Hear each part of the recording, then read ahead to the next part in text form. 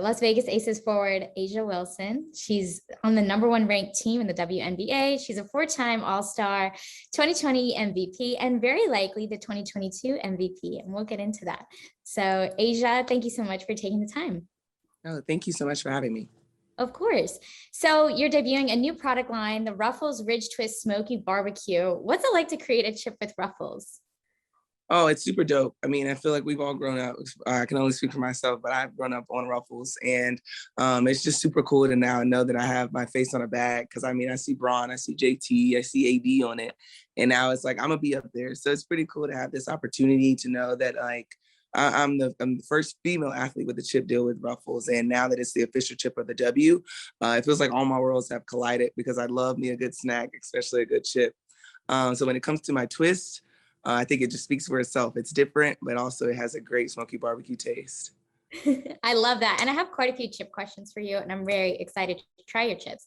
So first off, we know your flavor is #1. Okay, that's just off the table. But we want to ask you if you can rank the flavors of the NBA players. So LeBron James, Anthony Davis, and Jason Tatum. Yeah, I mean, like, honestly, I can't even rank anything that's below me. You know, I don't really pay attention to those guys.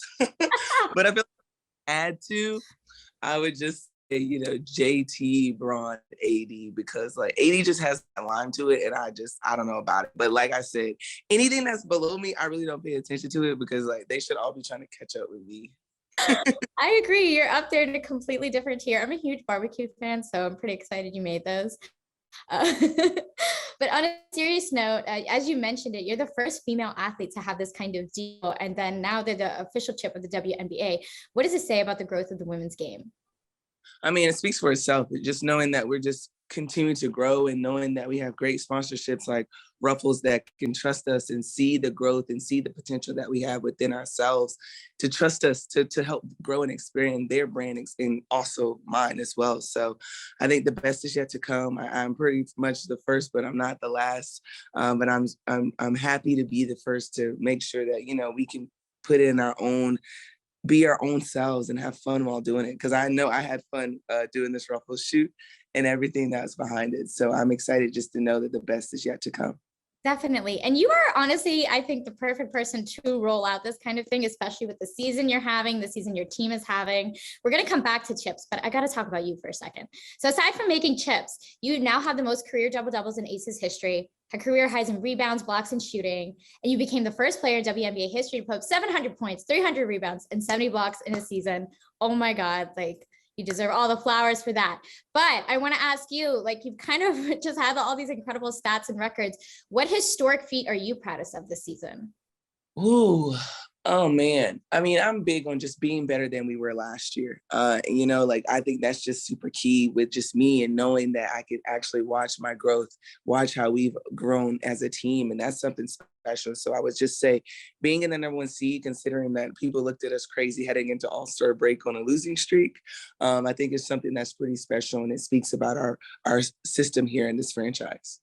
I love that. Yeah. And there's a lot of things that are new for the Aces too, or as I said, in first double-doubles in Aces history the most.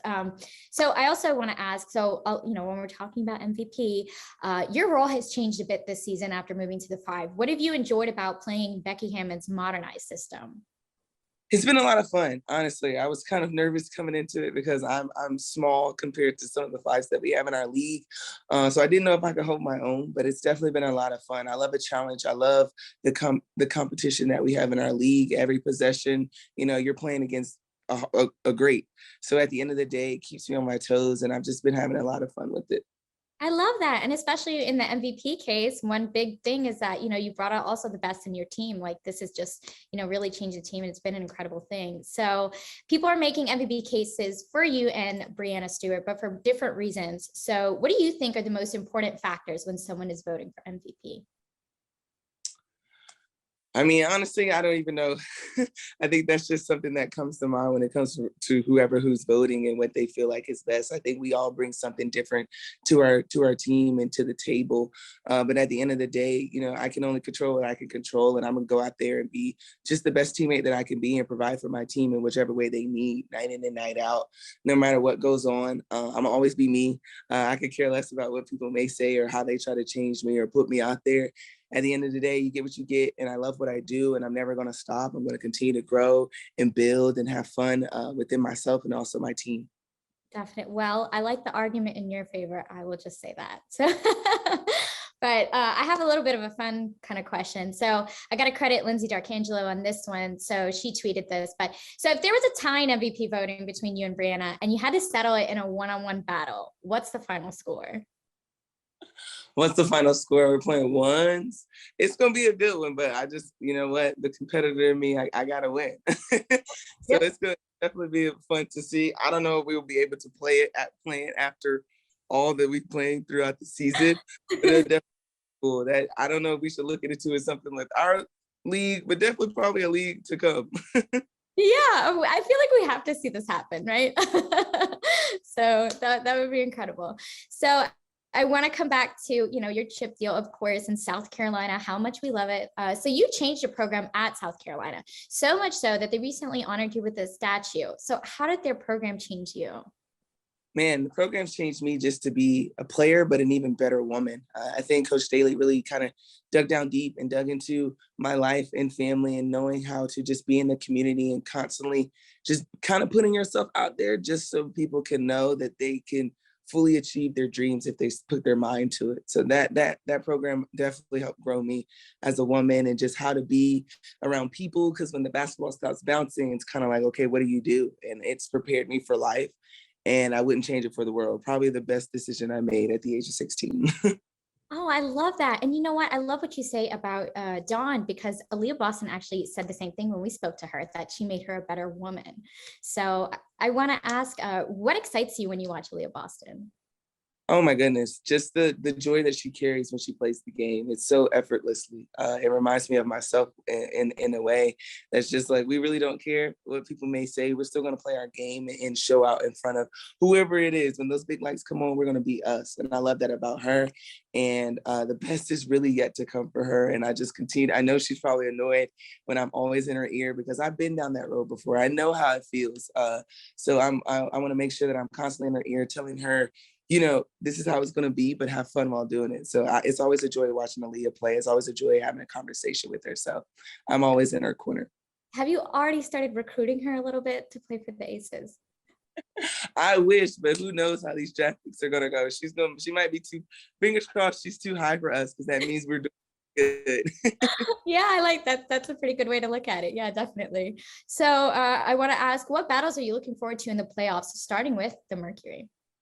Ooh, I mean, every possession in playoffs is a battle. So I'm looking forward to all of it. I'm looking forward to the highs, the lows, because that's the beauty of the game. That's what gets people into it. That's what gets people locked in. So I'm just excited to be in the playoffs because this was a tough season and you didn't know where you were going to end and who knows who may have a big game. So I'm just glad to be in playoffs.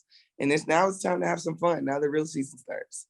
Definitely. So I have a couple of kind of quick questions for you. All right. So how many Ruffles twists could you fit in your Commissioner Cup trophy?